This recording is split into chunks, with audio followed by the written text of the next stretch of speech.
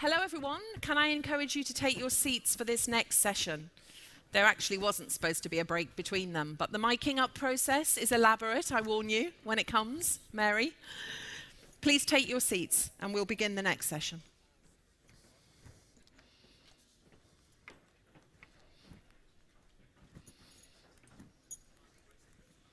Can I just ask that the slides start, please, for my first slide? Great, thank you very much indeed.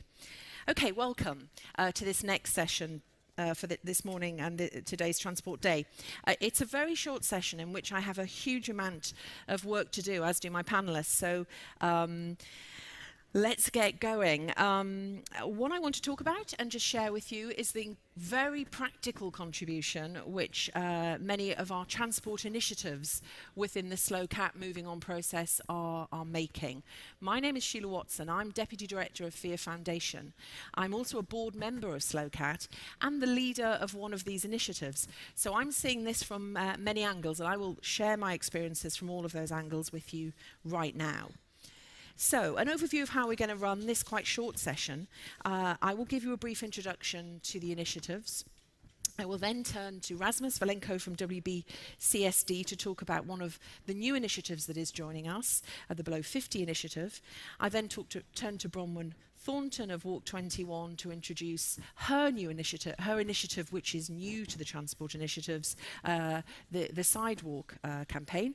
And then I'll give a brief overview of what else we've been doing and what it is that we're hoping to share with the wider COP23 community. Just quickly, though, to begin, I think it's timely just to remind ourselves of the key role that all of us in this room play as non-state actors, and the normal English for that is business and NGOs and community workers, and the role that we've been asked to play in this process around the climate and addressing climate challenges. This session is all about the work we do. We were asked to get involved, and in the transport sector we have really got involved, and we really want everyone to hear this, particularly those engaged in the wider process. So, the initiatives that we're showing you later today, 21 of them, those are the symbols that represent them. I'll tell you a little more later. A little on the Marrakesh Partnership itself. These initiatives represent a hugely broad range of subsectors in transport, really interesting diversity in terms of approach, in terms of scale and size, in terms of resources, from many millions of dollars being spent right down to very few at all, and in terms of maturity. My own initiative is quite long-standing, others are very new. And I think I also just want to take one moment just to pay tribute to and also explain what Slow Cat and Moving On have been doing in terms of supporting the initiatives. A whole range of very physical and practical things like meetings and coordination, but also a huge amount of support which is almost less practical but just as important in terms of establishing links and cross-cutting connections, and in terms of challenge, or that may just be my initiative, but certainly I always feel there's a degree of challenge in terms of the focus of what we're doing, and that support has been crucial. So, no further ado, I would like to turn to Below 50 to tell us a little more about why they're joining us and what they're doing. Thank you. So, I actually don't need to stand there. Great. Yes, Below 50. First of all, I just want to echo the points by Sheila. So, I'd like to say that in the Marrakesh Partnership, I probably think that the transport theme is the best organized theme, thanks to Moving On, Slow Cat, and the PPMC. And that's reflected really by the quality of the initiatives. And we're really happy to be part of these initiatives through our own program, which is called Below 50. So Below 50 is something that's been kicked off by the World Business Council for Sustainable Development. It's one of our projects amongst many on climate change. And really, it stems from our companies, 200 multinational companies who have global operations, significant revenues, all agreeing that transport is an issue that does need to be tackled. And where we believe that we can add value to the global debate and all the other initiatives which are out there, we don't want to duplicate other people's efforts, is really on decarbonizing transport, particularly in terms of can we provide sustainable fuels to the market.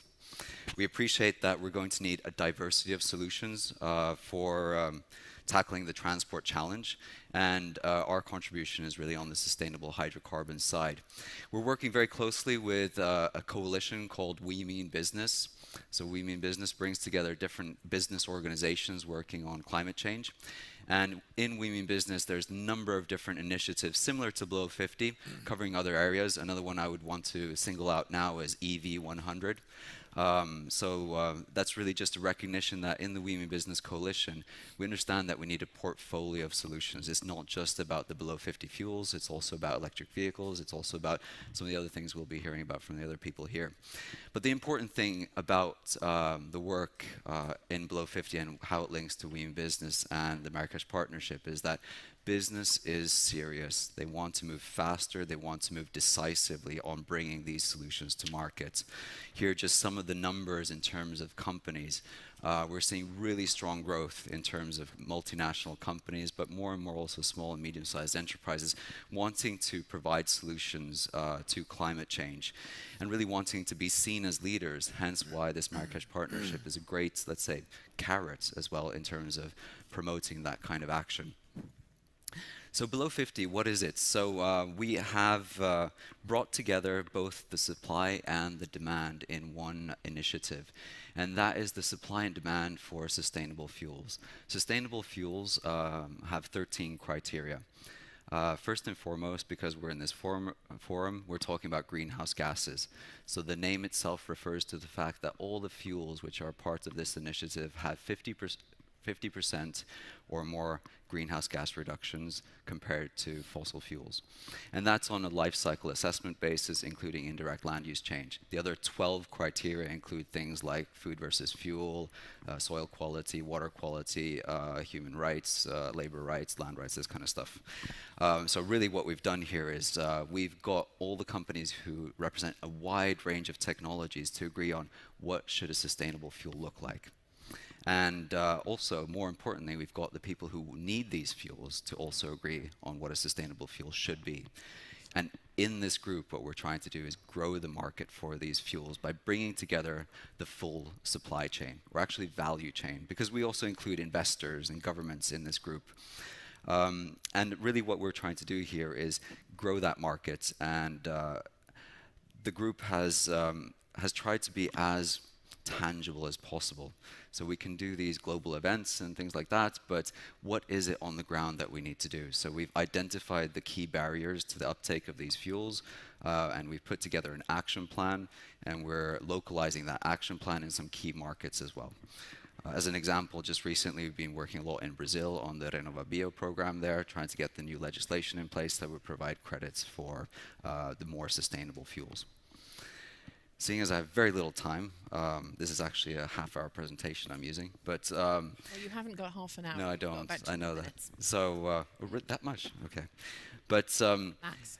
talking about this going from global to local, I think that's very important. And I think that's also reflected by the great initiatives under the Marrakesh Partnership on the transport theme, represented by PPMC. So it's not enough to have these conversations here. This is a valuable forum to make new connections, to help spread the word and understanding about what's possible, particularly having this policy dialogue with everybody who's in the room, the different stakeholders, particularly local governments as well as the national governments. But we need to really find solutions that work at the local level. And so in Below 50 as well, we're looking at, as I just mentioned, in Brazil, RenovaBio, but we're also looking at blockchain technology in the US. We're also engaging on RED 2 in Europe. We're setting up a supply chain in Australia, engaging with the Chinese as well. So we're really trying to make it as implementation focused as possible. So what we're interested in is outcomes. And what I'm hoping very much from this audience today is that you come after the 2 minutes to speak with myself or Byrony, who's in my team over here. She's raising her hand, just to talk about as well, what can we do? How can we get some impact? We all know that there's, for example, aviation and shipping. We're not going to have electric versions of those anytime soon, so we certainly need these kinds of below 50 fuels in some of these sectors and others. Having said that, it's my last slide. Thank you for the prompt. we're really excited to be part of PPMC and the Marrakesh Partnership Transport Day. It's a great collection of initiatives to be part of. We feel that the quality that we're part of really contributes to our own initiative, and we really hope that through talking with the partners that are in PPMC and SLOCAT, as well as you yourselves, we have a real opportunity to scale up these solutions, and particularly these below 50 fuels. I appreciate it's potentially a very technical subject. If you're not a biofuel expert, you might not feel very comfortable, let's say, coming to talk to us about it. But the whole point of this exercise is to simplify it. All you need to know is that it's a below 50 fuel. It is sustainable. It's going to be part of the solution. It's not the whole solution. But we welcome more and more dialogue with yourselves and others going forward to scale this up. Thank you so much. Thank you, Rasmus. Thank you. And if you wouldn't mind passing that to Bronwyn, I think Bronwyn's next.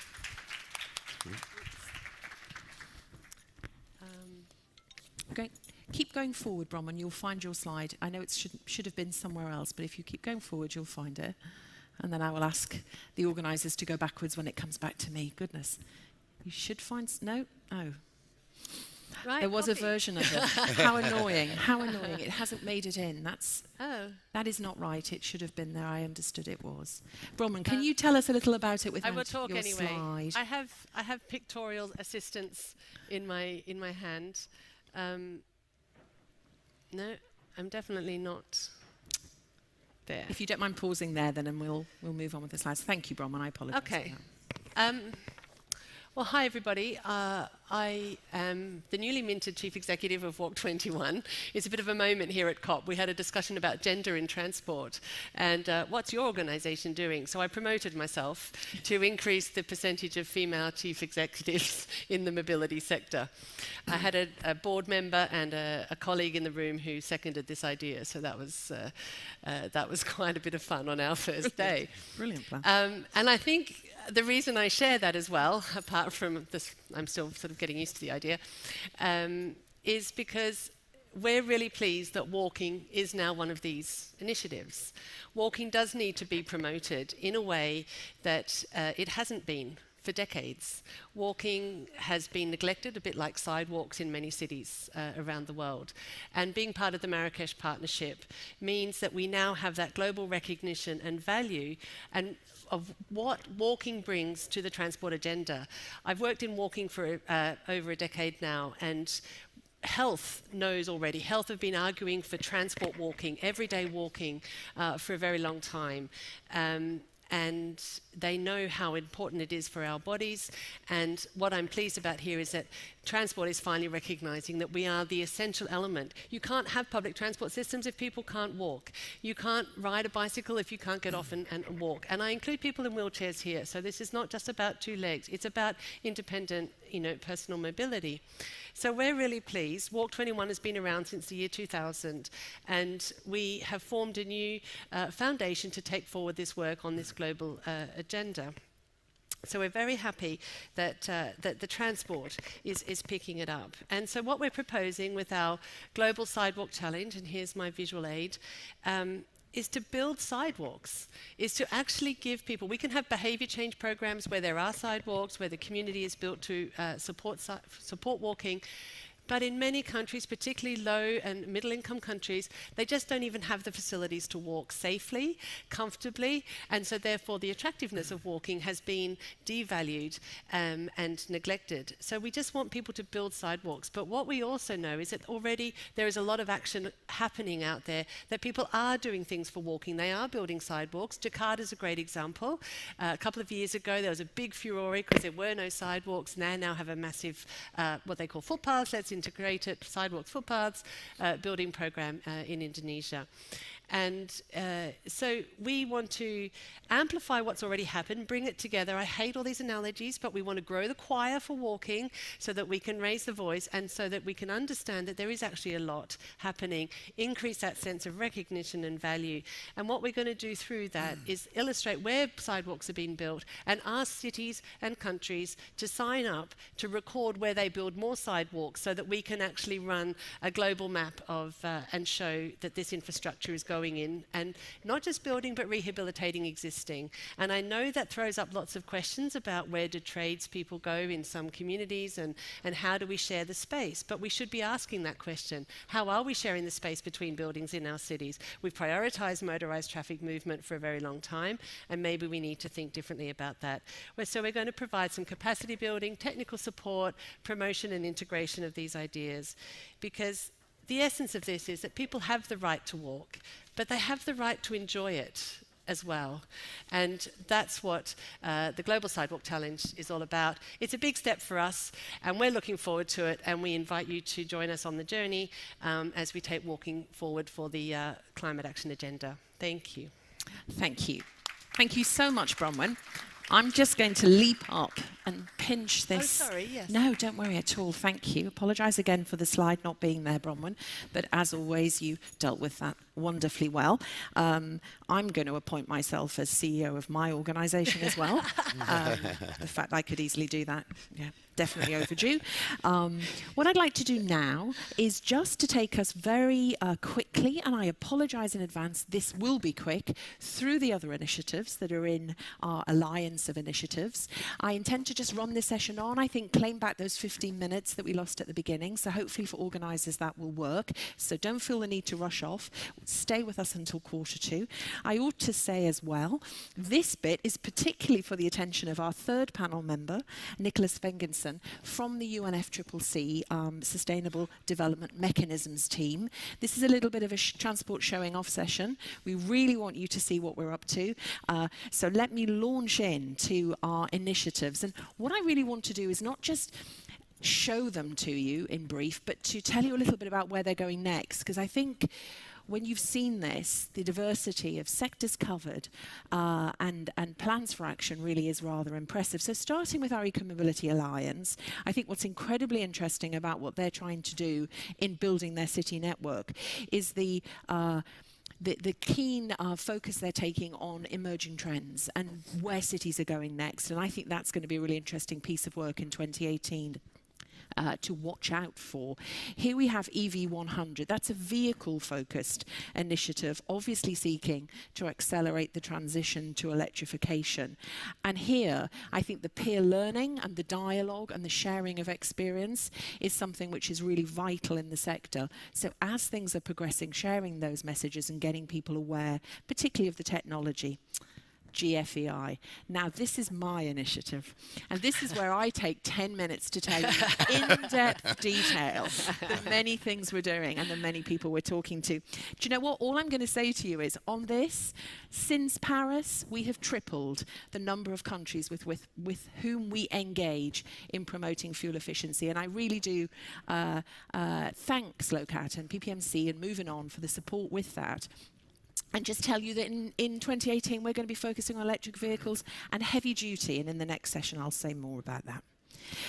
The Global Green Freight Action Plan initiative, which, as the title suggests, is focusing on freight, much underworked sector, actually, looking at real programs of action, sharing really good practice around more countries, building networks, that's really vital. The Transformative Urban Mobility Initiative, this is a new initiative, a new joiner. They're focusing very much, using quite a substantial endowment of resources. They're one of the biggies in terms of funding on capacity building.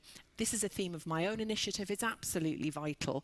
It isn't enough for us to tell people what to do. We really do have to help, particularly, I think, in the developing world, in showing people how to do some of that change and how to make some of that transformation. The UIC initiative is obviously focused on rail, a whole different aspect to the ones I've described previously. Their handbook coming out in 2018, I understand, is going to contain some very important new thoughts on where that sector might go. So we look forward to that.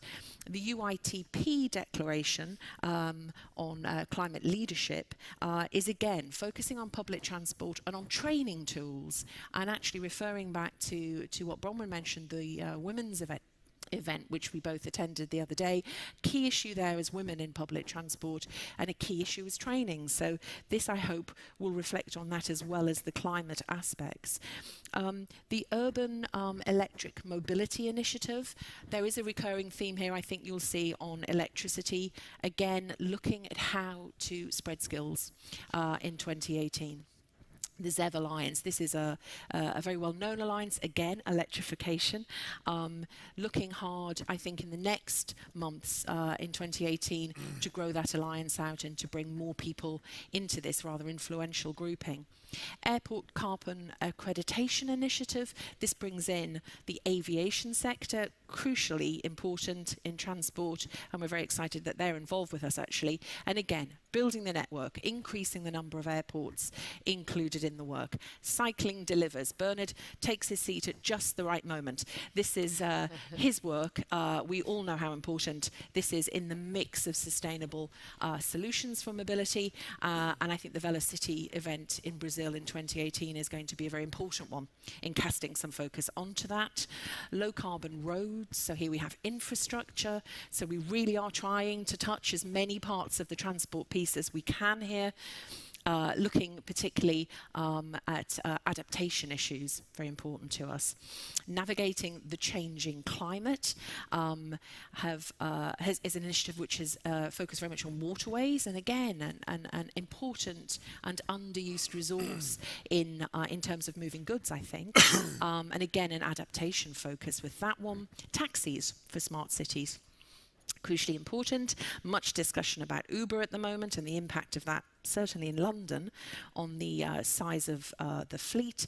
And here communication is really important, I think, going forward in 28, a big focus on a communication initiative. Global Green Freight Action Plan, freight focus with the growing impact, I think, of online shopping and us all wanting our things to be delivered within moments, hours, certainly not too many days. Freight growing, and this initiative is truly global, with Brazilian, Mexican, and outreach even into Vietnam.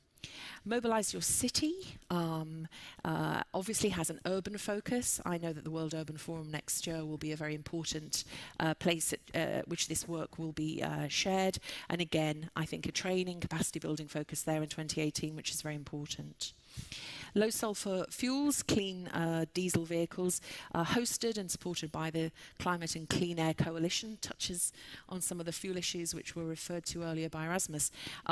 Achieving this 50 parts per million sulfur fuels by 2020 is crucially important. It links right through to the vehicles work and to everything else we do. The fuels are vital. So a very important initiative to us, and next year I think will be another very important one.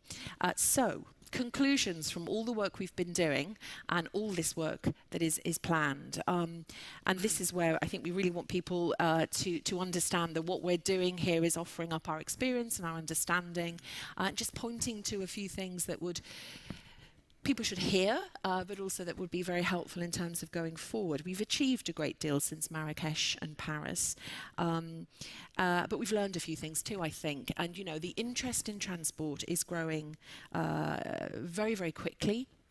Mentioned earlier of the Sustainable Mobility for All initiative, another initiative calling for action and looking at practical work. But we really feel that to sort of go global on transport, there are several things that we really want to be able to engage with UNFCCC and the process and the parties on, and I hope ridiculously speedy whiz through our initiatives, that you see the spread, you see the different ways in which we're working, and that can be sort of passed on as our contribution.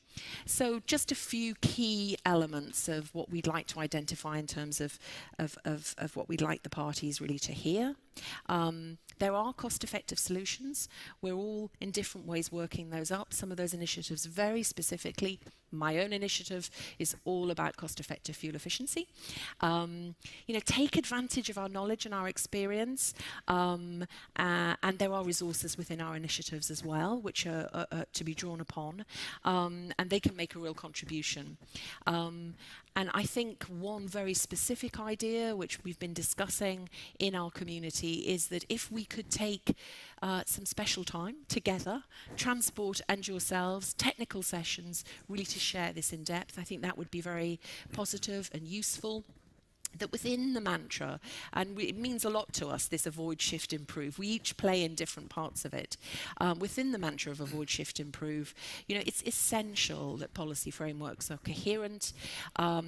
Transport systems are very vulnerable, so it's essential too that we think about the need for resilience. And I think anyone watching the many news items on the many events that have been taking place in that regard realise that. And that's something I think that we wanted to highlight.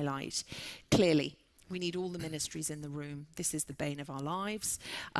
We need to get transport, and I'm a big energy connector, so energy, urban planning. We have our cities initiatives all in the room, please.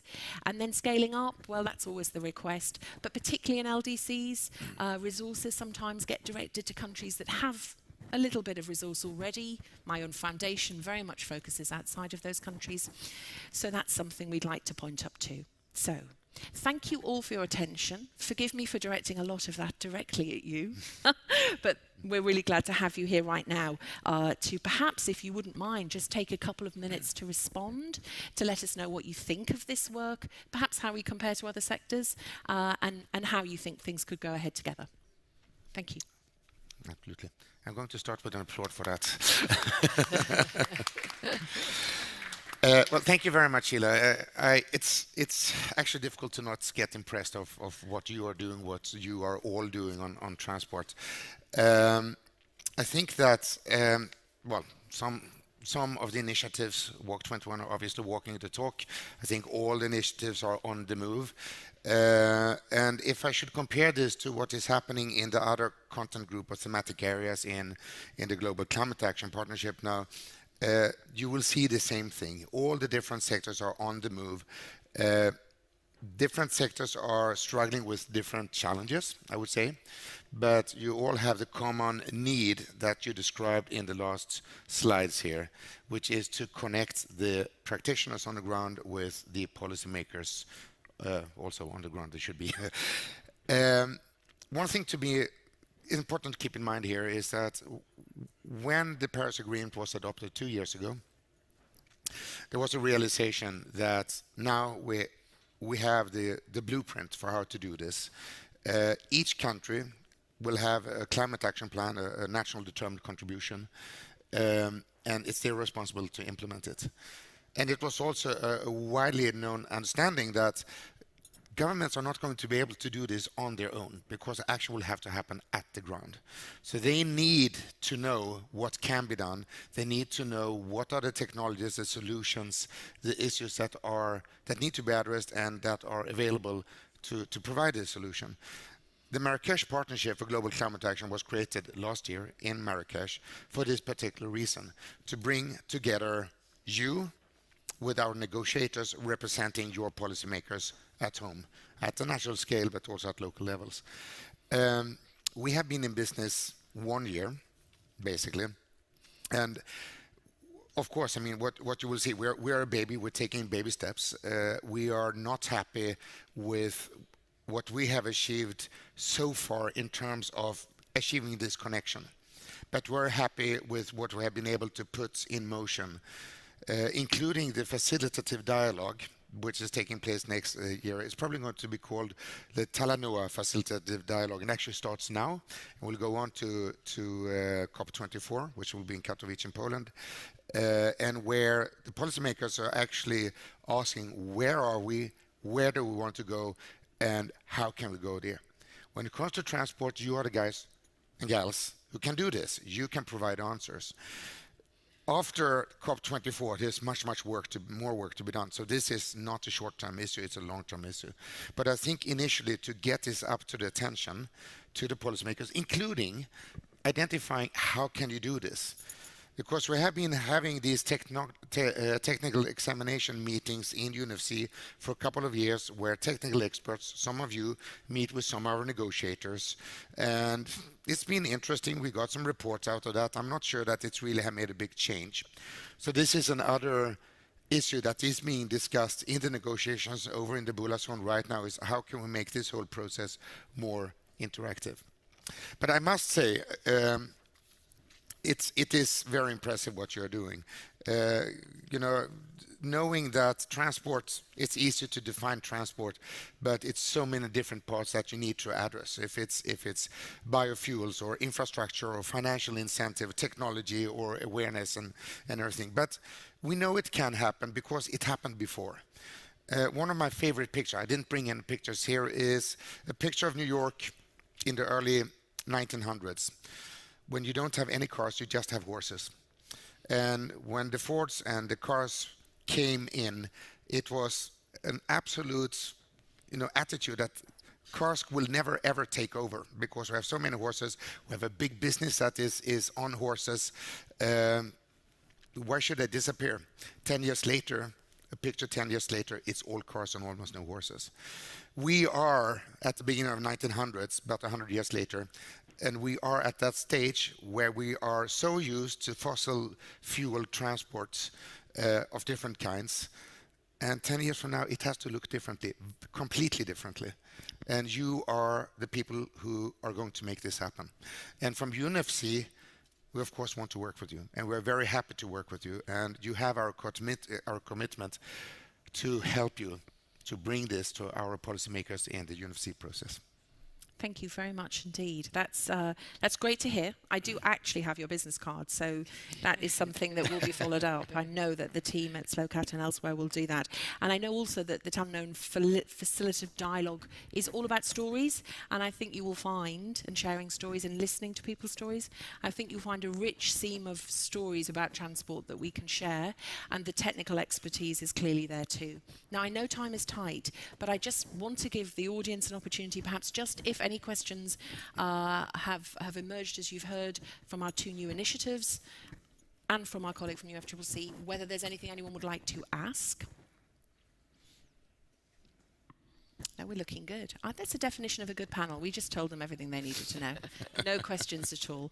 I have to say then, just in summing up, thank you very much. Talk about a whistle-stop panel. I know it was quick. I know everyone will be happy to speak further about the detail that lies behind what we've all been saying. I think the message that we want to send out is one of cooperation, but also that we're going, we're moving on. And 2018, I think, will be about getting that message out even further, offering real practical support to people who are really grappling with these issues on the ground, and building our initiatives. So thank you, panel. Thank you for listening. I think we move on to our next session, or maybe coffee now. Thank you. Thank you.